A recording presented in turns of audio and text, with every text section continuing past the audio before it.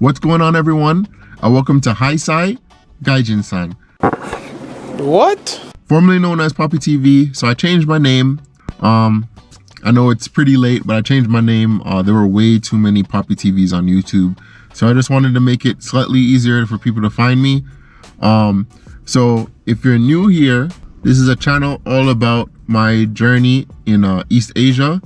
And right now, my content is mostly about Okinawa, but hopefully, especially with this pandemic going on, I'll be able to travel and explore more in East Asia and other Asian countries to kind of showcase Asian culture. So if you're interested in that, don't forget to leave a like, comment, and subscribe. So it's been a little bit since I've uploaded, and I think I should have done this video earlier, but today I want to talk about why I love Okinawa.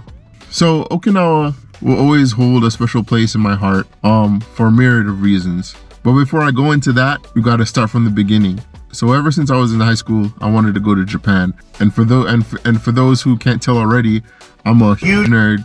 You know, it was always a desire for me to, like, you know, once I got a job and finished college, I'd get some money and visit Japan. But the image I had of Japan was always of Tokyo, you know, like, you know, the bustling streets in Shibuya, you know, Akihabara, Roppongi, all those places. That was the image of Japan that I always had, especially, you know, based on the little bit of media that I saw, the anime that I saw, media in general that I saw. So, you know, going into the military, you know, I did my training, did everything, found out that I got orders to the Ryukyu Islands. Didn't know what that was, found out it was Okinawa. So boom, fast forward a couple months later, I'm here. And even though it wasn't what I expected, Wait a minute! man, oh man, I fell in love with it immediately. As I said before, there's a myriad of reasons why I love it here. So among the myriad of reasons why I love Okinawa, there are three main reasons. And these three reasons are spawned from a lot of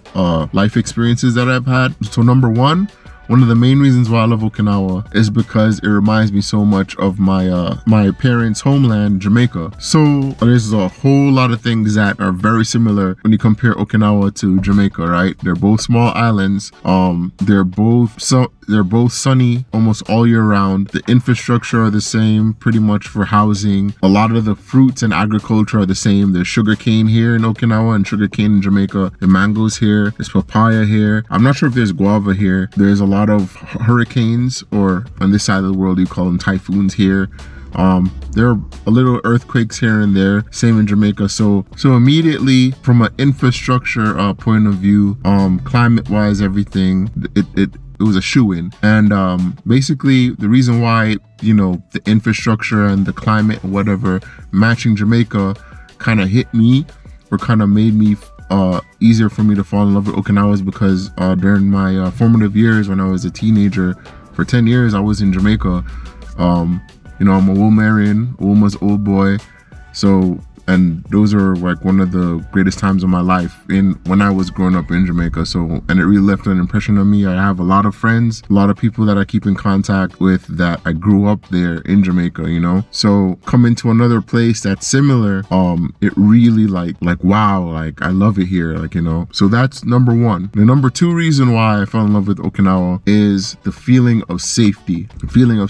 So not to get too political here, I know that, you know, race relations and stuff like that have come a far way in America, but there are still issues. I've had incidents happen to me because of the color of my skin and whatnot. Not to say in Okinawa that you don't get, you know, strange looks or whatever because you're American or because I'm black, but personally as a black man living here, there is a sense of safety that I've never felt in the States. Like, I can just level of safety that I know that certain things won't happen to me, or certain things are less likely to happen to me here than opposed to in America. Like, I remember one time I left my my bank card in my old apartment building. I left my bank card. It must have fell out my pocket or whatever when I was coming out from night shift from work. And when I came back downstairs to the lobby to go to work the next morning or the next afternoon, I found it on the lobby. Like, no one messed with my car. I know of people that you know, you can leave your car door open and no one will rob you. I mean, there's still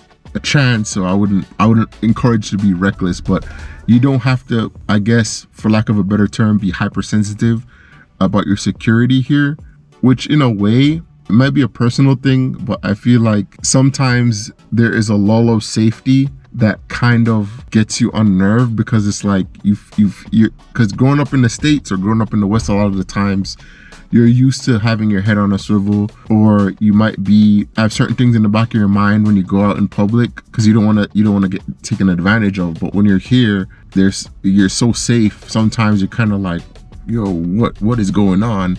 It might be just me. I don't know. It might be just me, but just the feeling of safety here, it's unbelievable. It's just peaceful. As long as you're not causing trouble, like no one is gonna mess with you here. So that's number 2. Number 3 is family, and it's a big deal. Like having a family here, or if you plan on having a family, Okinawa is one of the best places you can have it. If you're American, there's like a bunch of international schools here that you can send your kids to. I was shocked when I first got here and I saw kids like walking around on the streets from school or from night school or wherever they're coming from, just on the streets at night. It was kind of crazy, because in the States or even in Jamaica sometimes, like that's unheard of. It goes back to the whole safety thing. But at the core, and a lot of my other videos touched on this, family is super important here.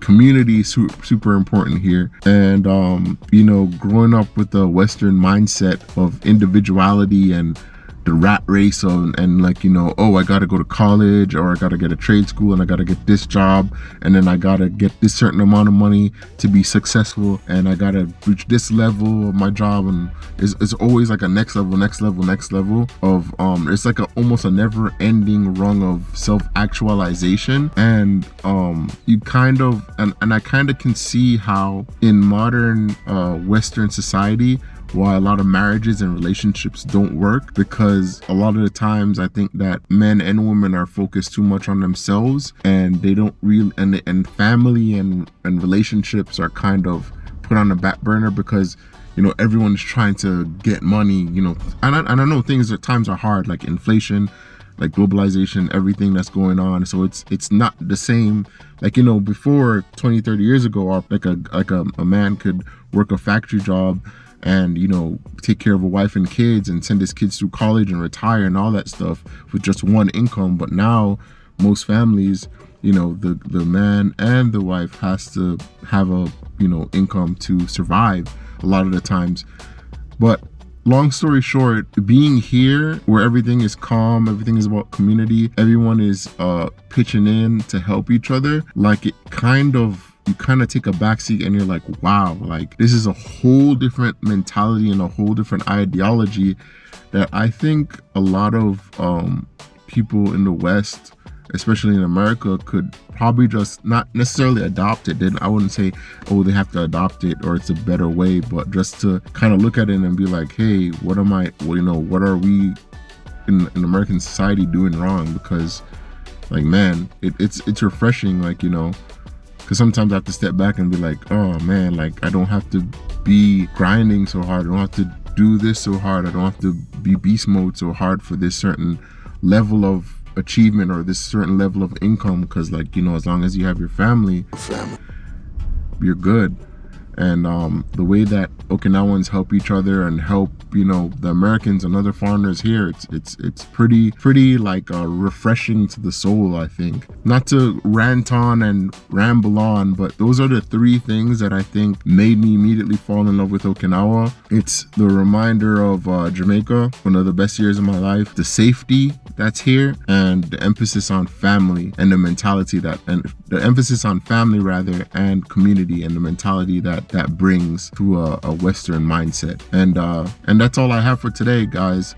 So I just wanted to put that out there, some food for thought, because definitely, especially being here as a civilian and not having to deal with the rat race of being active duty, it kind of puts a lot of things in perspective. So I hope you guys can dwell on it and for those of you who are here, can appreciate what Okinawa has to offer. And for those who are watching from other countries and other places, always remember your family, or whatever family you have, whether that's blood family or a group of friends that you consider family. family, a lot of the intangible things, such as your bonds with your family and your friends, they'll be there for a long time, and they'll be there when you don't have money or you don't have a lot of things going on for you. And material things and financial things are not gonna always be there. As a matter of fact, when you die, like, you know, you're not gonna have those things.